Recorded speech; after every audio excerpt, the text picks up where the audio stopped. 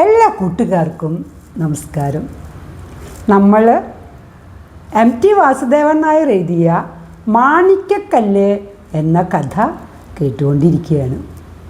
എവിടെ വരെയാണ് കഥ എത്തിയത്? രാജകുമാരനും രാജകുമാരിയും പൊയ്കയുടെ അടിയിലുള്ള ആ മാളികയിൽ പെട്ടുപോയി.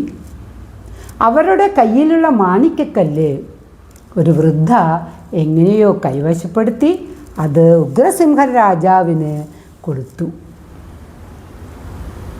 ഇനി എങ്ങനെ രാജകുമാരനെയും രാജകുമാരിയെയും രക്ഷിക്കും എന്ന് സത്യൻ കുറേ നേരം ഇരുന്ന് തല പുകഞ്ഞ് ആലോചിച്ചു.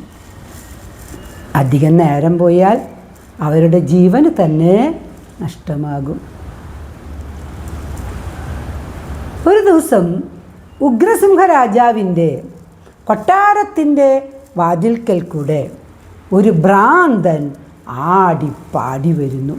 കീറിയ മുഷിഞ്ഞ വേഷം, കയ്യിലൊരു ചില്ലയും മരച്ചില്ലയും. കൊട്ടാര വാതിൽക്കൽ എത്തിയപ്പോൾ പട്ടാളക്കാർ അയാളെ തടഞ്ഞു.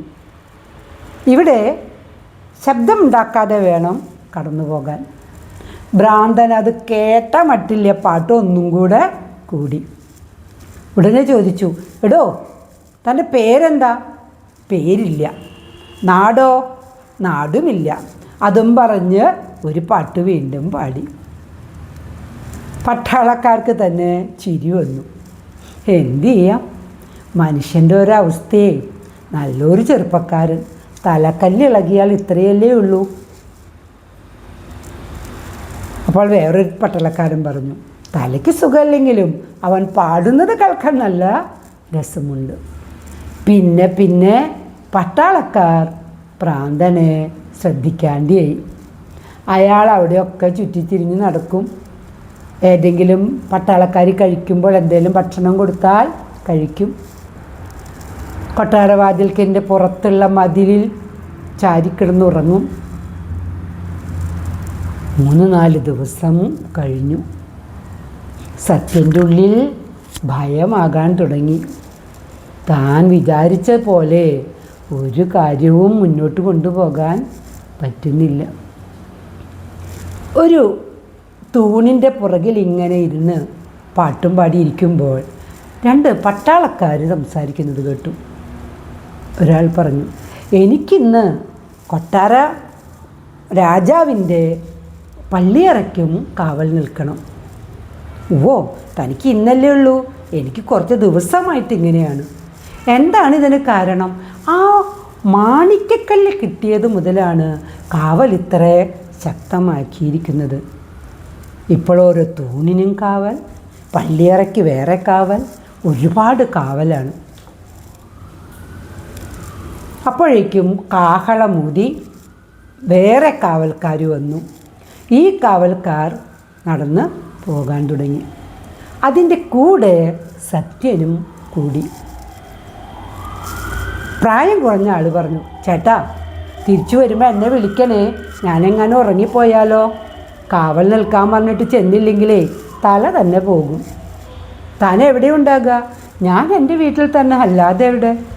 ഇതും പറഞ്ഞ് മുതിർന്ന ആൾ വേറൊരു വഴിക്ക് നടന്നു. ചെറുപ്പക്കാരൻ്റെ പുറകെ ഒരിരുട്ട് മറപ്പറ്റി സത്യനും നടന്നു. കുറച്ച് കഴിഞ്ഞപ്പോൾ ഒരു ഇടവഴിയിലേക്ക് അയാൾ തിരിഞ്ഞു. അങ്ങനെ അയാളുടെ വീട്ടിലെത്തി വാതിൽ തുറന്ന് അയാൾ അകത്ത് കടന്നു. പട്ടാള വേഷമെല്ലാം അവിടെ അഴിച്ചു വെച്ചു. എന്നിട്ട് കുളിക്കാനായിട്ട് ഒരുങ്ങി. അയാൾ കുളിക്കാൻ പോകുന്നതിന് മുന്നേ പെട്ടെന്ന് ഒരു കാൽപ്പെരുമാറ്റം കേട്ട് തിരിഞ്ഞു നോക്കിയപ്പോൾ പുറകിൽ ആരാണ്? ഭ്രാന്തൻ നിൽക്കുന്നു. അയാൾ പരിഭ്രമിച്ച് എന്തോ പറയാനൊരുങ്ങുമ്പോഴേക്കും സത്യൻ തൻ്റെ കയ്യിലേക്ക് കരുതിയ വലിയ വടി വെച്ച് ഒറ്റടി വെച്ച് കൊടുത്തു. അയാളങ്ങ് താഴെ വീണു, ബോധം പോയി. ഉടനെ ആ അഴയിൽ നിന്ന് കുറച്ച് തുവാലുകളൊക്കെ എടുത്ത് കയ്യും കാലും കെട്ടി, എന്നിട്ട് അയാളെ ആ മുറിക്കകത്ത് കൊണ്ടുപോയി കിടത്തി. കുറച്ച് കഴിഞ്ഞ് പെട്ടെന്ന് തന്നെ സത്യൻ ആ പട്ടാളക്കാരൻ്റെ വേഷമെല്ലാം എടുത്ത് ധരിച്ചു. നല്ല പാകമാണെന്ന് സ്വയം മനസ്സിലാക്കി. നമ്മുടെ ഉഗ്രസിംഹൻ്റെ സിംഹത്തിൻ്റെ തലയുള്ള തലപ്പാവെടുത്ത് തലയിൽ വെച്ചു. എന്നിട്ട് അയാൾ അവിടെ ഒരു മേശയിൽ അങ്ങനെ ഇരുന്നു. ക്ഷീണം കൊണ്ട് ഒന്നുറങ്ങിപ്പോയി. പെട്ടെന്ന് വാതിൽക്കൽ മുട്ടി. എടോ, കാവലിന് പോകണ്ടേ, ഉറങ്ങാണോ? അയ്യോ അല്ല ചേട്ടാ, പെട്ടെന്ന് ഒന്ന് ഉറങ്ങിപ്പോയതാ എന്നും പറഞ്ഞ് വേഗത്തിൽ തന്നെ ഇറങ്ങി അയാളോടൊപ്പം നടന്നു. ആരെങ്കിലും തന്നെ കണ്ടുപിടിക്കുമോ? ഉള്ളിൽ നല്ല ഭയമുണ്ട്. കണ്ടുപിടിച്ചാൽ തല പോകും. തനിക്ക് മരിക്കാൻ പേടിയില്ല. പക്ഷേ താൻ മാത്രമല്ലല്ലോ, മാണിക്യക്കല്ല് കയ്യിൽ കിട്ടാഞ്ഞാൽ രാജകുമാരനും രാജകുമാരിയും മരിച്ചു പോകും. ഇവരെത്താൻ വേണ്ടി കാത്തു നിൽക്കുകയാണ് അവിടുത്തെ കാവൽക്കാർ. വേഗത്തിൽ തന്നെ അവർ മാറി ഇവരെ പള്ളിയിറക്കെ കാവൽ നിന്നു.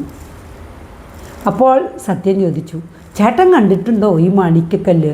അത് എത്ര വലിപ്പമുണ്ട്? അതൊന്നും നമ്മളാരും കണ്ടിട്ടില്ല. പള്ളിയറയിലെ രാജാവിൻ്റെ സ്വർണ്ണപ്പെട്ടിക്കകത്ത് ഒരു തോൾ സഞ്ചിയിൽ എടുത്തു വച്ചിരിക്കുകയാണ്. താക്കോല് രാജാവിൻ്റെ തലയിണയ്ക്ക് ചുവട്ടിലും. പെട്ടെന്നൊന്നും ഒരാൾക്കും അത് എടുക്കാൻ പറ്റില്ല. എന്നാലും വല്ല കള്ളന്മാർ വരുമോ? പിന്നെ എത്ര ആളുകളാ കാവൽ നിൽക്കുന്നേ? ഓരോ തൂണിനും കാവലുണ്ട്. പള്ളിയറയ്ക്ക് മുന്നിൽ നമ്മളുണ്ട്. പെട്ടെന്നൊന്നും ഒരാൾക്കും പ്രവേശിക്കാനോ എടുക്കാനോ പറ്റില്ല. സത്യൻ എല്ലാം കേട്ടതായി ഭാവിച്ചു. ഒരു വലിയ വിളക്കിൻ്റെ ചുവട് പറ്റി മറ പറ്റി സത്യൻ അങ്ങനെ നിന്നു. ഇവിടെ ഈ 7ാമത്തെ അധ്യായത്തിലെ കഥ തീർന്നിരിക്കുകയാണ്. ഇനി 2 അധ്യായം കൂടെ ഉള്ളൂ. അത് വേഗത്തിൽ തന്നെ പറഞ്ഞു തരാം.